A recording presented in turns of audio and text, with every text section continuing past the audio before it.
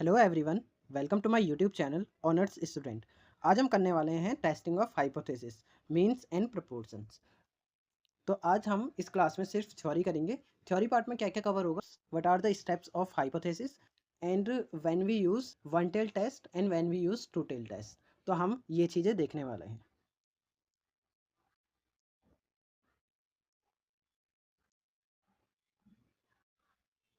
यहाँ पे कुछ स्टेप्स हैं हाइपोथेसिस के।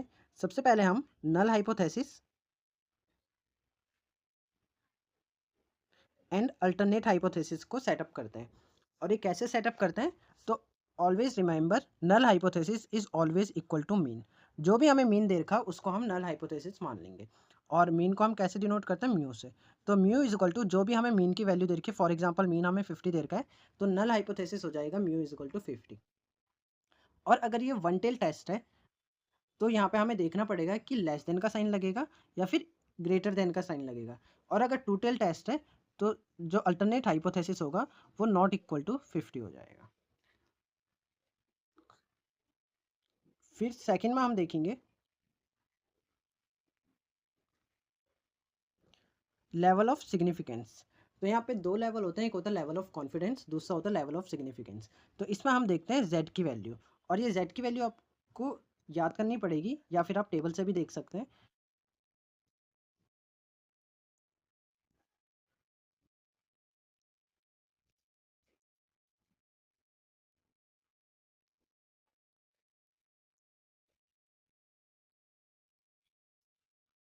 तो यहाँ पे ये लेवल ऑफ सिग्निफिकेंस है जिसमें हमें जेड की क्रिटिकल वैल्यू दी हुई है।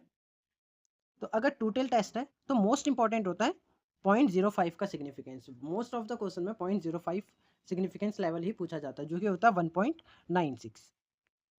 और अगर हमें 10% का सिग्निफिकेंस लेवल है तो उसके लिए वैल्यू होती है 1.645।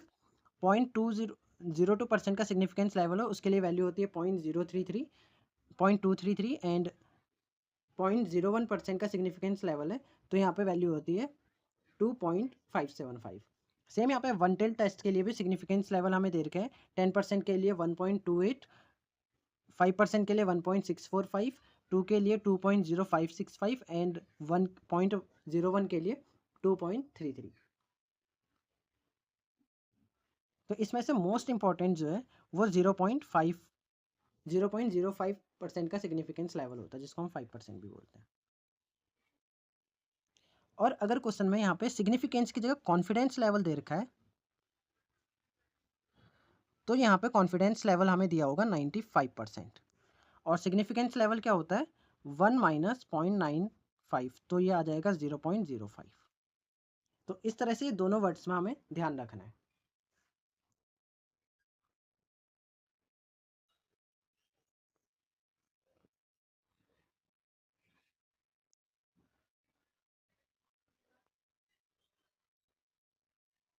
अभी स्टेप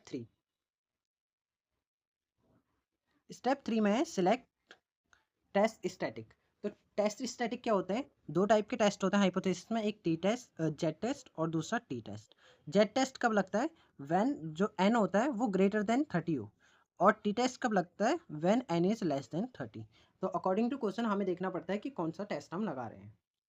फिर आता है एस्टेब्लिश डिसीजन रूल। तो डिसीजन रूल कैसे फाइंड करते हैं, हमें क्वेश्चन में लेवल ऑफ सिग्निफिकेंस या लेवल ऑफ कॉन्फिडेंस दिया होगा।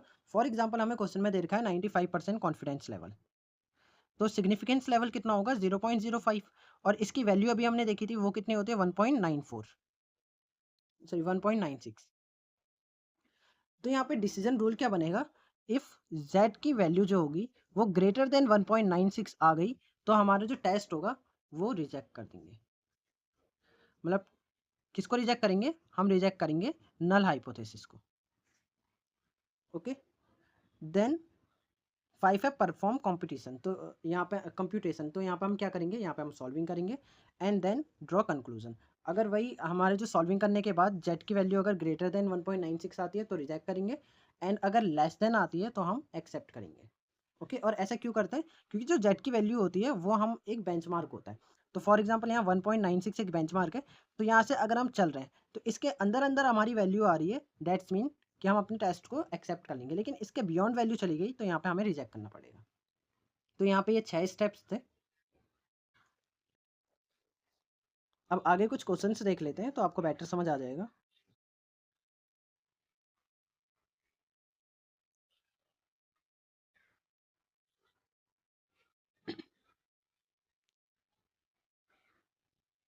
यहाँ पे क्वेश्चन है, अ study claim that the main income of a senior executive in the manufacturing sector in an industry state 6,25,000 per annum.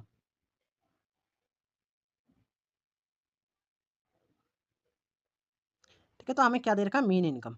और मीन क्या होता है, मीन को हम बोलते हैं म्यू। और नल हाइपोथेसिस किसके बराबर होना चाहिए, हमेशा मीन के बराबर होना चाहिए, ये हम ऑलरेडी डिस्कस कर चुके हैं। तो हमने नल हाइपोथेसिस क्या बना दी है कि जो हमारा एच नॉट होगा वो म्यू होगा, और म्यू किसके बराबर होगा, मीन के बराबर। तो हमेशा हम इसको ट्रू मानते हैं। ट्रू मानने का मतलब है कि हम इसको मीन के बराबर मानते हैं नल हाइपोथेसिस को। To test this claim, it is decide to take a sample of 200 executives and obtain their mean income, set up the appropriate hypothesis.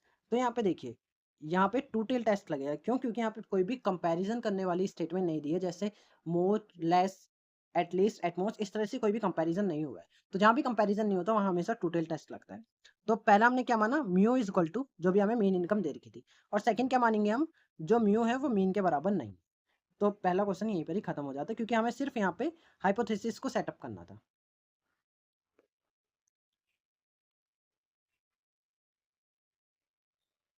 Next question, यहाँ पे a researcher contends that the mean daily sleep of a young baby is 15 hours। तो यहाँ पे देखिए mean हमें दे रखा है कितना, 15 आवर्स का। तो हमने नल हाइपोथेसिस कितना बना दिया, जो भी मीन के बराबर था उसको हमने नल हाइपोथेसिस मान लिया। सैंपल लिया हमने 40 बेबीज का, and their average sleep found to be 13 hours and 48 minutes. What is the standard deviation with a standard deviation of 80 minute. तो अब हमें अल्टरनेट हाइपोथेसिस और नल हाइपोथेसिस को सेटअप करना है। तो यहाँ पे देखिए, जब हमने मीन इनकम मीन स्लीप कितना लिया था, 15, लेकिन जब हमने सच में उसको कैलकुलेट करा तो कितना आया, 13, यानी कि 15 के बराबर नहीं आया। और यहाँ पे भी कोई भी कंपैरिजन करने वाली स्टेटमेंट नहीं दी है, जैसे कि लेस, मोर, एटलीस्ट, एटमोस्ट। तो यहाँ पे हमारा जो अल्टरनेट हाइपोथेसिस आ जाएगा कि वो 15 आवर्स के बराबर नहीं है।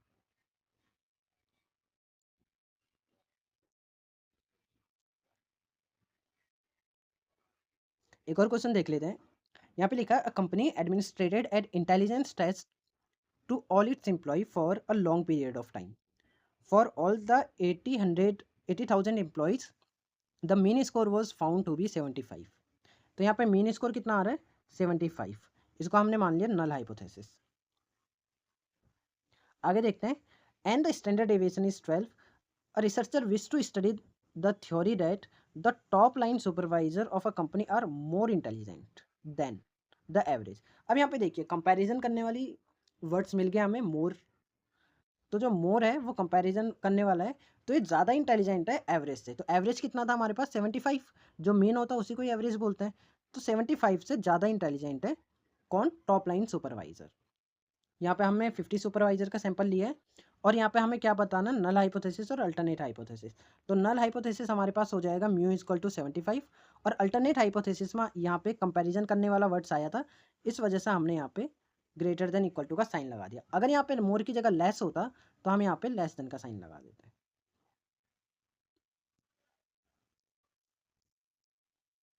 एक क्वेश्चन लेस देन वाला करते हैं और फिर इस क्लास को यहीं पर ही खत्म करते हैं।